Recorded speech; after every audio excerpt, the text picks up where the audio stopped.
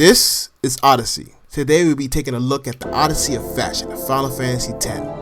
We won't be talking about the Ronzo and the Guado tribe, but we will be breaking down the other factions that incorporate the world of Spira. Now, we're studying fashion because fashion is used not just as an aesthetic appeal, but because fashion can be used as a storytelling device to give deeper meaning to characters and also to enhance their silhouette. Now, there's three big archetypes that the entire world of Final Fantasy X revolves around in terms of the fashion and world building.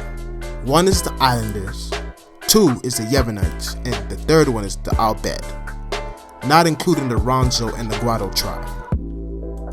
Now let's take a look at the Islanders of Final Fantasy X. In terms of consistency, they all share common themes, being that the clothes are made out of cloth, and even the X pattern that can be seen in all of their uniforms, if not most. Islanders have a sub-archetype called the Crusaders, founded by the warrior Lord Mihan, the person right in the middle, and they consist of both male and female members. Now, the Crusaders can be broken down into their male and female counterparts.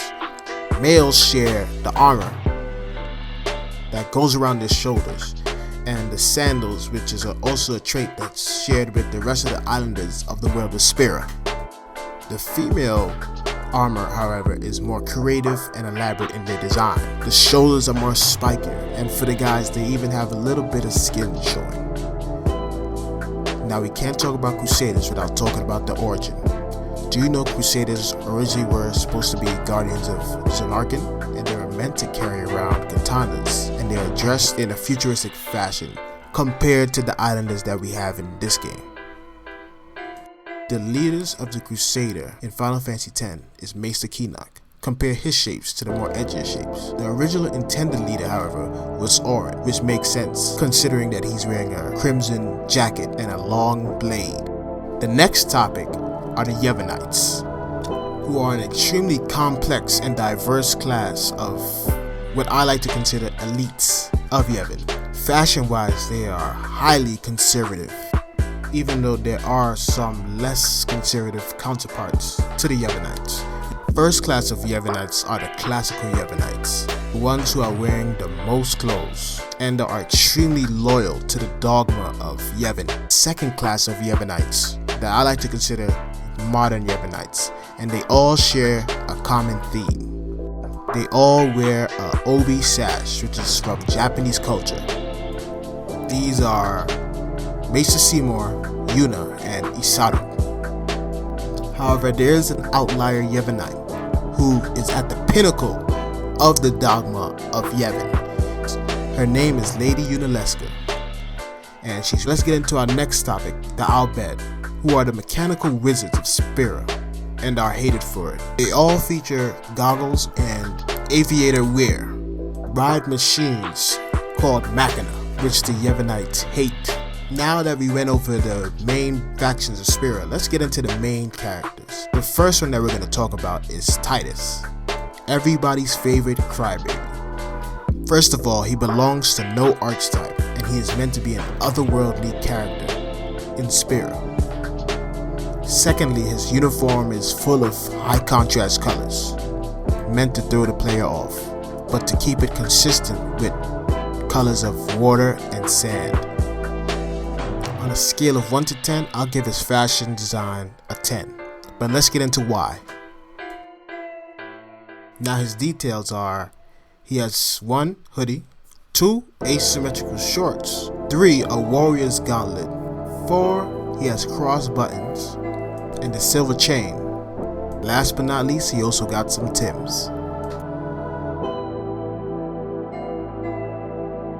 The next character we're going to get into is Waka, and he belongs to the Islander archetype.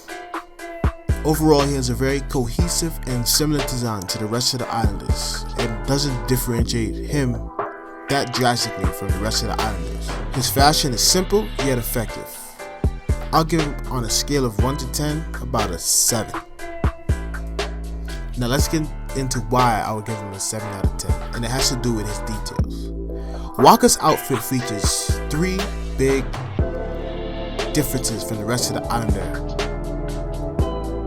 One is the shoulder guard, two is his arm guard, and the last part is his overall upper body shirt area, which appears to be a fusion between armor and clothes. Now we can't talk about Waka without getting into his lover, Lulu. Lulu bears no resemblance to any of the other archetypes of Spira. Her design is reminiscent of that of voodoo doctors in our world. She has a simple silhouette, yet a complex design. If I was to give her a score out of 1 out of 10, she would probably get a 10. But let's get into why. Although she lives on an island, she's dressed heavily. She has a fur collar, for what reason I don't know, a voodoo doll called the Mughal, and a belt skirt. I feel sorry for her future children if she ever decides to use that. But her design is supposed to give meaning to her past, being this kind of dark, brooding character, but she's actually quite cheerful when you get to know her. Next in our list is a character that we talked about before, Kamari Ronzo. Now since we already did a video about the Ronzo tribe, we won't get too much into it, but you can click the link at the top right corner to find out more about that. But to sum it up, Kamari has a strong and detailed design where it matters. On a scale of 1 to 10, he'll get a 9, and compared to the other Ronzo. Now Kamal has 3 key features that make him stand out from above the rest of the other Ronzo. One of them are the feathers that he wears on his back, which is meant to give a trope into his guardian angel-like nature. 2 is his arm guard, and 3, the tribal cloth that he wears. Now we talked about the guardian angel Kamari. Now let's get into the person that he's protecting, Yuna, who's dressed like a modern Yevonite with the obi sash. She has a simple, straightforward silhouette, yet her design is intrinsically detailed with floral prints and other things. Because of this, I'll give her a score of 10 out of 10. Her key details, besides the floral dress and staff, is of course her leather boots, simply due to the fact to show you that she's not an islander, although we did meet her on an island. Her origin is of High Brevel.